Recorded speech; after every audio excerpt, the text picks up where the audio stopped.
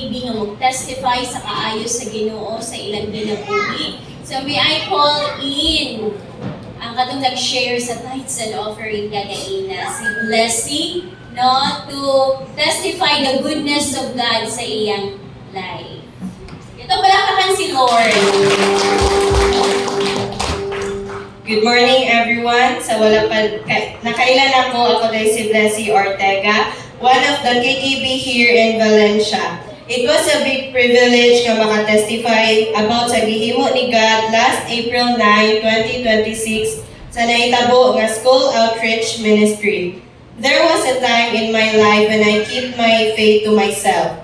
I believe in God, but I was afraid to share Him with others. I thought, what if they don't listen? What if they judge me? But God made me realize. Tungod ani nga event, naka-realize ko nga I'm not just a friend nga chika-chika ra akong mahatag sa ilaha, but a friend nga mo share and mo evangelize sa ilaha. Sa gi-share ni Pastor Ivan sa verse Mark 12 chapter 30 to 31, I understood what Jesus said, to love God and love others. I realized that sharing the gospel is one of the greatest ways to show love. If I truly care for people, I will stay silent about something that can save their lives. Because of that, I choose to share Jesus not perfectly, but faithfully, even in simple ways, through my words, actions, and love. I want others to know Him, and gusto sab ko nga daghan pa nga mga KKB ang magpagamit diha kang Lord. Dili lang pod kay mga KKB but also sa tanan pa nga wala kaila kang God. Mao nang it is important nga mag-share jud ta sa iyang gospel.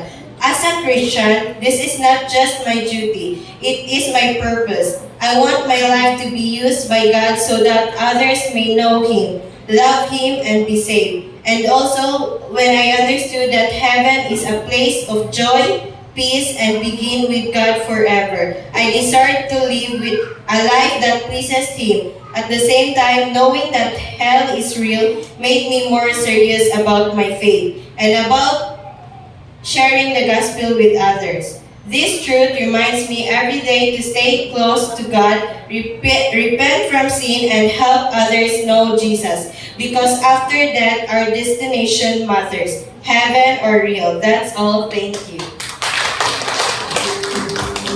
Thank you, Blessing. Ako gid-impact sa ila ka nangingon nga hell is real. Ako gid-ipakita nga itong video nga at the end, bitaw nag-regret ang friend ano na siya sa hell, kay wala siya i-sharean sa iyang kauban. And then, ang pinaka-statement sa friend, I wish you were here. So, may sa Bisaya, ana. Na amod ka diri, kay nga nung wala ko mo i-sharean sa word ni Lord. No? So, grabe na ka-impact. So, may I call in Eli or Elisha Galinato to share his testimony. Ito pa naman si Lord. Good morning, everyone. It's an opportunity to be here in front to testify kung sa among na-experience during our KKB kick-off. First of all, I am grateful na naka-apple ko ato na event kaya na-realize na ako nga I'm not just a friend na puro dula-dula akong offer sa akong mga friends, but a friend nga mag-share sa word ni Jesus. Gitudlo ni Pastor Ivan sa nga loving Jesus also means loving others. If you truly love them, you can stay silent. Kay when you love someone, you want the best for them, especially ang eternal life. And now it's the right time nga I share nga ang word ni God kay we all know heaven is real and hell is real.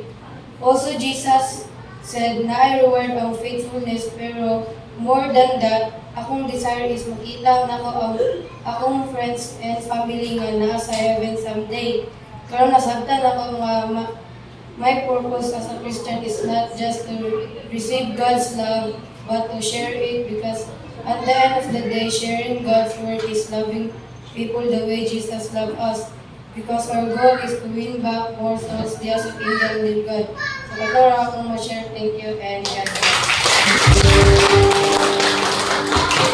Praise God. Once again, nagpapalakpakan si Lord. Hindi na